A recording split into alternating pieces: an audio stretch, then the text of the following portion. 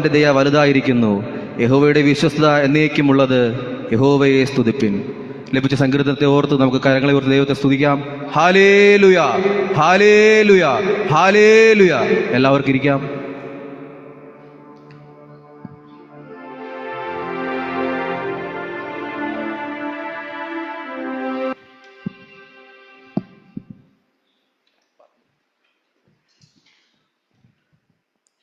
ദൈവത്തിൻ്റെ അതിപരിശുദ്ധമായ നാമം വാഴ്ത്തപ്പെടുമാറാകട്ടെ. ഈ കൂട്ടായ്മയ്ക്ക് നേതൃത്വം വഹിക്കുന്ന കർത്താവിൻ്റെ ദാസനും ആരാധനയ്ക്കായി ആലയത്തിൽ കടന്നു വന്നിരിക്കുന്ന, ആലയത്തിലും സൂമിലും കടന്നു വന്നിരിക്കുന്ന എല്ലാ ദൈവമക്കൾക്കും വീണ്ടും വരുന്നവനായ യേശുക്രിസ്തുവിൻ്റെ നിസ്തുല്യ നാമത്തിലുള്ള സ്നേഹവന്ദനങ്ങളെ അറിയിക്കുന്നു. വീണ്ടും ഒരു സങ്കീർത്തനവുമായി നിങ്ങളുടെ മുന്നിലായിരിക്കാൻ വലിയവനായ ദൈവം എനിക്ക് തന്ന വിലയേറിയ ഭാഗ്യത്തെ ഓർത്ത് ഞാൻ ദൈവത്തെ നന്ദിയോടെ സ്തുതിക്കുന്നു, സ്തോത്രം ചെയ്യുന്നു. ഈ നാം വായിച്ചു കേട്ട സങ്കീർത്തനം 117 സങ്കീർത്തനമാണ്. 150 സങ്കീർത്തനങ്ങളിൽ ഏറ്റവും ചെറിയ സങ്കീർത്തനമാണ് 117 സങ്കീർത്തനം. ഇത് ദാവീദ് രാജാവ് രചിച്ച ഒരു സങ്കീർത്തനമാണെന്ന് ദൈവപണ്ഡിതന്മാർ പറയുന്നു. പഴയ നിയമത്തിലും പുതിയ നിയമത്തിലും ആകെ 1189 അധ്യായങ്ങളാണുള്ളത്. അതിലെ ഏറ്റവും മധ്യഭാഗത്തുള്ള അധ്യായമാണ് ഈ 117 സങ്കീർത്തനം എന്ന് പറയുന്നത്. നമുക്കതിൻ്റെ 1-ാമത്തെ വാക്യം വായിക്കാം. സകല ജാതികളുമായുള്ളവരെ യഹോവയെ സ്തുതിപ്പിൻ, സകല വംശങ്ങളുമായുള്ളവരെ അവനെ പുകഴ്ത്തുവിൻ. സ്തോത്രം. പണ്ട് കാലങ്ങളിൽ യഹൂദന്മാർക്ക് മാത്രം ഉള്ള ഒരു അവകാശമായിരുന്നു യഹോവയുടെ നാമം വിളിച്ചപേക്ഷിക്കുക അല്ലെങ്കിൽ ആരാധിക്കുക എന്നുള്ളൊരു സ്വാതന്ത്ര്യമുള്ളത്. എന്നാൽ ഒരു യഹൂദൻ രാവിലെ എഴുന്നേൽക്കുമ്പോൾ പ്രാർത്ഥിക്കുന്ന പ്രാർത്ഥന എന്ന് പറയുന്നത്, എന്നെ ഒരു യഹൂദനായി സൃഷ്ടിച്ചതിൽ ദൈവമേ അങ്ങയോട് നന്ദി പറയുന്നു, എന്നെ ഒരു സ്ത്രീയായി സൃഷ്ടിക്കാത്തതിൽ ഞാൻ അങ്ങേ നന്ദി പറയുന്നു, എന്നെ ഒരു നായയായി സൃഷ്ടിക്കാത്തതിൽ അല്ലെങ്കിൽ ഒരു മൃഗമായി സൃഷ്ടിക്കാത്തതിൽ ഞാൻ അങ്ങയോട് നന്ദി പറയുന്നു. സ്തോത്രം. കാരണം പണ്ട് കാലങ്ങളിൽ യഹൂദന്മാർക്ക് മാത്രമായിരുന്നു ദൈവത്തെ സ്തുതിക്കുവാനും ദൈവത്തിൻ്റെ നാമം നാവ് കൊണ്ടെടുക്കാനുമുള്ള അവകാശം ഉണ്ടായിരുന്നത്. സ്ത്രീകൾക്ക് ആലയത്തിൽ ആരാധന സ്വാതന്ത്ര്യമില്ലായിരുന്നു. അതുപോലെ തന്നെ ഒരു മൃഗമായിരുന്നാലും യഹോവയെ സ്തുതിക്കുവാനോ യഹോവയുടെ നാമം വിളിച്ചപേക്ഷിക്കുവാനോ സാധിക്കാത്ത അവസ്ഥയായിരുന്നു. എന്നാൽ അതെല്ലാം ദൈവം യഹൂദന്മാരെ തിരഞ്ഞെടുത്തത് കൊണ്ട് യഹോവയെ സ്തുതിക്കുവാനാണ് ദൈവത്തിൻ്റെ ദാസനായ ദാവീദ് പറയുന്നത്. ഹല്ലേലൂയ, സ്തോത്രം. നമുക്കതിൻ്റെ 1-ാമത്തെ വായിക്കുമ്പോൾ തന്നെ കാണാൻ സാധിക്കും, സകല ജാതികളുമായുള്ളവരെ യഹോവയെ സ്തുതിപ്പിൻ, ഈ സകല വംശങ്ങളുമായുള്ളവരെ അവനെ പുകഴ്ത്തുവിൻ. ഇത് ദാവീദ് രാജാവിന് ഉണ്ടായ ഒരു വെളിപ്പാടാണ്. ഹല്ലേലൂയ, സ്തോത്രം. ആദ്യകാലങ്ങളിൽ യഹൂദന്മാർക്ക് മാത്രം ഉണ്ടായിരുന്ന ആ ഒരു ഭാഗ്യം പിൽക്കാലങ്ങളിൽ ജാതികൾക്ക് ലഭിക്കുമെന്നുള്ള ഒരു വെളിപ്പാട് ദാവീദ് രാജാവിന് കിട്ടിയപ്പോൾ ദാവീദ് രാജാവ് എഴുതിയതാണ് ഈ സങ്കീർത്തനം. ഹല്ലേലൂയ, സ്തോത്രം. അത് എങ്ങനെ ലഭിച്ചു എന്ന് നമുക്ക് നോക്കാം. ഗലാത്യർക്ക് എഴുതിയ ലേഖനം 3-ാം അധ്യായം അതിൻ്റെ 16-ാമത്തെ വാക്യം വായിക്കാം.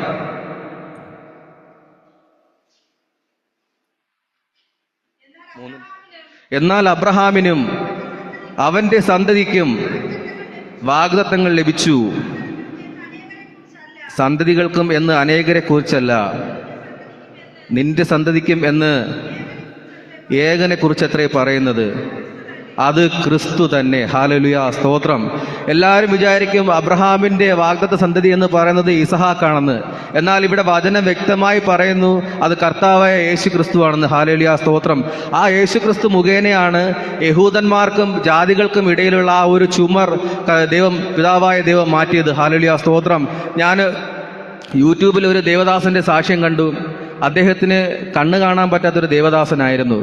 എന്നാൽ അദ്ദേഹം കാണാത്ത ഡോക്ടർമാരില്ല, അദ്ദേഹം പോകാത്ത അമ്പലങ്ങളില്ല, അദ്ദേഹം കാണാത്ത മന്ത്രവാദികളില്ല. എന്നാൽ തൻ്റെ ജീവിതത്തിൽ ഇവരെല്ലാം കണ്ട് മടുത്തു.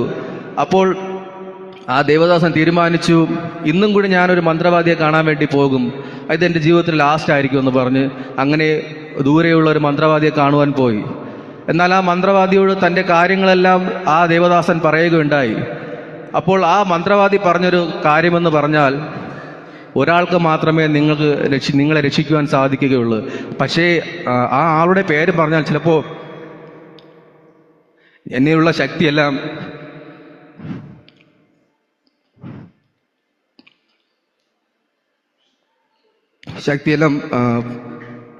മാറിപ്പോകുമെന്ന് പറഞ്ഞു. അത് വേറെ ആരുടെ നാമമല്ല, നമ്മുടെ കർത്താവായ യേശു ക്രിസ്തുവിൻ്റെ നാമമാണ്. ഹല്ലേലൂയ, സ്തോത്രം.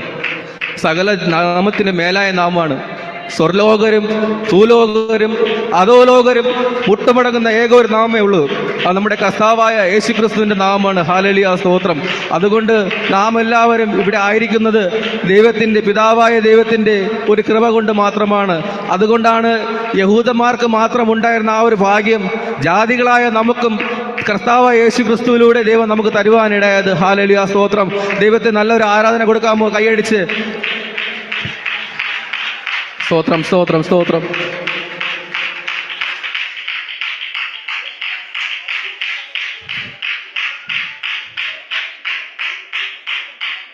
ആമേൻ. സ്തോത്രം, സ്തോത്രം, സ്തോത്രം.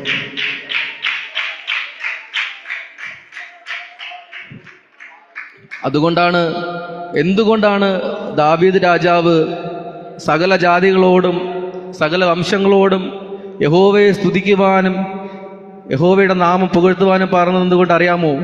നമുക്ക് താഴോട്ടുള്ള വാക്യങ്ങൾ വായിക്കുമ്പോൾ അത് മനസ്സിലാകും. നമ്മോടുള്ള അവൻ്റെ ദയ വലുതായിരിക്കുന്നു,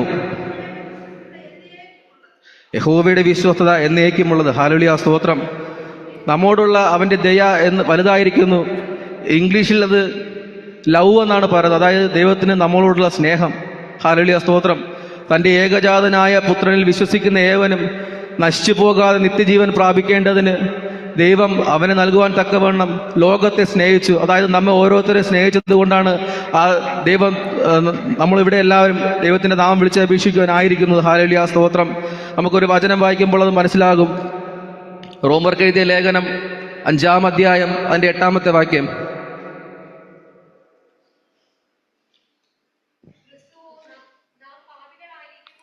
ക്രിസ്തുവോ നാം പാപികളായിരിക്കുമ്പോൾ തന്നെ നമുക്ക് വേണ്ടി മരിക്കയാൽ ദൈവം തനിക്ക് നമ്മോടുള്ള സ്നേഹത്തെ പ്രദർശിപ്പിക്കുന്നു. ഹല്ലേലൂയ, സ്തോത്രം.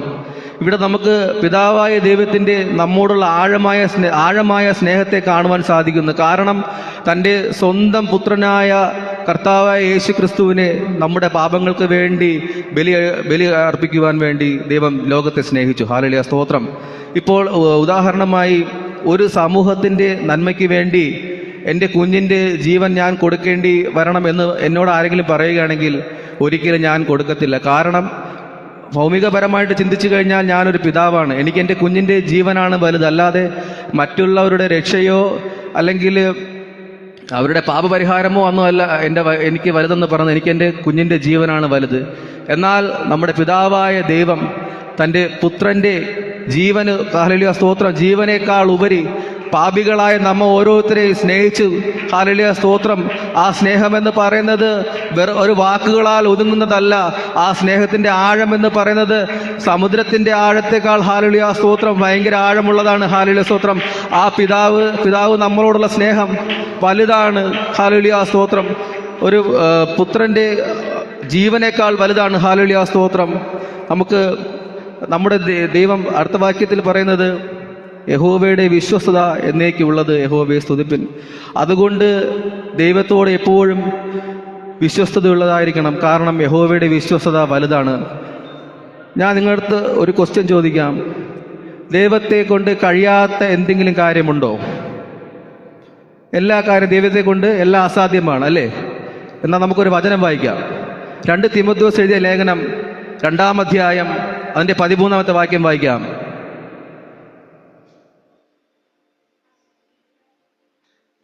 2 തീമോഥെയോസ് 2:13. നാം അവിശ്വസ്തരായി തീർന്നാലും അവൻ വിശ്വസ്തനായി പാർക്കുന്നു, തൻ്റെ സ്വഭാവം ത്യജിപ്പാൻ അവന് കഴിയുകയില്ലല്ലോ. ഈ വചനം വിശ്വാസയോഗ്യമാകുന്നു.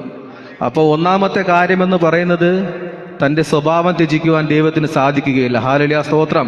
ദൈവം വിശ്വസ്തനാണ്. ഹല്ലേലൂയ, സ്തോത്രം. ഇപ്പോൾ നമുക്ക് ഭൂമിയിൽ ഇപ്പോൾ ഒരാളെ വിശ്വസിച്ച് ഒരു കാര്യം പറയും, നിങ്ങൾ ആരോടും പറയരുതെന്ന് പറയും. എന്നാൽ എന്ത് ചെയ്യും? ആ വ്യക്തി പോകുമ്പോൾ തന്നെ നമ്മൾ മറ്റുള്ളവരോട് പറയാതെ നമുക്കൊരു സമാധാനം വരത്തില്ല. അല്ലെങ്കിൽ നമ്മുടെ ആ ഒരു യഥാർത്ഥ സ്വഭാവം നമ്മൾ വെളിപ്പെടുന്നു. ഇപ്പോൾ നിങ്ങളുടെ മുന്നിൽ നിൽക്കുന്ന ഞാൻ തന്നെ ഇപ്പം വളരെ സ്നേഹത്തോടെയും വളരെ സമാധാനത്തോടും കൂടിയാണ് നിങ്ങളുടെ വചനം പറയുന്നത്. എന്നാൽ എൻ്റെ ഭാര്യയ്ക്കും എൻ്റെ ദൈവത്തിനും മാത്രമേ അറിയൂ എൻ്റെ യഥാർത്ഥ സ്വഭാവം എന്താണെന്ന്. കാരണം ഞാൻ വീട്ടിൽ ഇങ്ങനെ ആയിരിക്കത്തില്ല, വീട്ടിൽ എപ്പോഴും ദേഷ്യമുള്ളവനായിരിക്കും. അതുകൊണ്ട് ദൈവത്തിൻ്റെ വചനം പറയുന്നത് തൻ്റെ സ്വഭാവം ത്യജിക്കുവാൻ ദൈവത്തിന് സാധിക്കുകയില്ല. മനുഷ്യൻ തൻ്റെ സ്വഭാവം പലപ്പോഴും പല സാഹചര്യങ്ങളിലും മാറ്റിയെന്ന് വരാം, എന്നാൽ ദൈവം ഒരിക്കലും തൻ്റെ സ്വഭാവം ത്യജിക്കുവാൻ കഴിയുകയില്ല. ഹല്ലേലൂയ സ്തോത്രം. ദൈവം എപ്പോഴും വിശ്വസ്തനാണ്, അന്നും ഇന്നും എന്നേക്കും. ഹല്ലേലൂയ സ്തോത്രം. രണ്ടാമത്തെ കാര്യം നമുക്ക് നോക്കാം. എബ്രായർക്ക് എഴുതിയ ലേഖനം 6-ാമത്തെ അധ്യായം അതിൻ്റെ 18-ാമത്തെ വാക്യം വായിക്കാം. അങ്ങനെ നമ്മുടെ മുൻപിൽ വെച്ചിട്ടുള്ള പ്രത്യാശ പിടിച്ചുകൊള്ളുവാൻ ശരണത്തിനായി ഓടി വന്ന നാം മാറിപ്പോകാത്തതും ദൈവത്തിന് ഫോഷ്ക്ക് പറയാൻ കഴിയാത്തതുമായ രണ്ട് കാര്യങ്ങളാൽ ശക്തിയുള്ള പ്രബോധനം പ്രാപിപ്പാൻ ഇടവരുന്നു. അപ്പോൾ രണ്ടാമത്തെ കാര്യം എന്ന് പറയുന്നത് ദൈവത്തിനെ കൊണ്ട് ഫോഷ്ക്ക് പറയാൻ സാധിക്കുകയില്ല. നാം എല്ലാവരും മനുഷ്യരാണ്. നമ്മുടെ സാഹചര്യങ്ങൾ പലപ്പോഴും മാറി മാറി വന്നെന്ന് വരാം. അപ്പോൾ നമ്മുടെ നിലനിൽപ്പിന് വേണ്ടി നാം പല കള്ളങ്ങളും പറഞ്ഞു എന്ന് വരാം. എന്നാൽ ദൈവം ഒരിക്കലും ഫോഷ്ക്ക് പറയുന്നവനല്ല. വാക്ക് പറയുന്നവൻ ഒരിക്കലും മാറുകയില്ല. ഹല്ലേലൂയ സ്തോത്രം. നമുക്ക് ഒരു വാഗ്ദത്തം നൽകാമെന്ന് പറഞ്ഞാൽ ദൈവം ആ വാഗ്ദത്തം നിശ്ചയമായി നൽകുക തന്നെ ചെയ്യും. ദൈവം ഒരിക്കലും വാക്ക് മാറത്തില്ല. ഹല്ലേലൂയ സ്തോത്രം. ദൈവം എപ്പോഴും വിശ്വസ്തനായിരിക്കും. ഹല്ലേലൂയ സ്തോത്രം. ദൈവത്തെ കൊണ്ട് തൻ്റെ സ്വഭാവം ത്യജിക്കുവാൻ സാധിക്കുകയില്ല. സ്തോത്രം. ഹല്ലേലൂയ സ്തോത്രം. ഇവിടെ സങ്കീർത്തനക്കാരൻ പറയുന്നത് പോലെ യഹൂദന്മാർക്കുള്ള ഈ ഒരു ഭാഗ്യം ദൈവം നമുക്ക് തന്നത് ദൈവത്തോട് എപ്പോഴും നന്ദിയും സ്തുതിയും പുകഴ്ചയും പറഞ്ഞുകൊണ്ടിരിക്കണം. ഹല്ലേലൂയ സ്തോത്രം. അതുപോലെ ദൈവത്തിൻ്റെ നമ്മോടുള്ള സ്നേഹം അത് കർത്താവ് പറഞ്ഞറിയിക്കാൻ പറ്റാത്തത്. അതുകൊണ്ട് നാം എപ്പോഴും ദൈവത്തോട് നന്ദിയുള്ളവരായിരിക്കണം, ദൈവത്തോട് എപ്പോഴും വിശ്വസ്തതയുള്ളവരായിരിക്കണം. ഈ വചനങ്ങളാൽ ദൈവം എല്ലാവരും അനുഗ്രഹിക്കുമാറാകട്ടെ. എനിക്ക് ഈ അവസരം തന്ന ദൈവത്തിൻ്റെ ദാസനോടും ദൈവസഭയോടുമുള്ള നന്ദി സ്നേഹം അറിയിക്കുന്നു. ദൈവം എല്ലാവരും അനുഗ്രഹിക്കുമാറാകട്ടെ. ആമേൻ.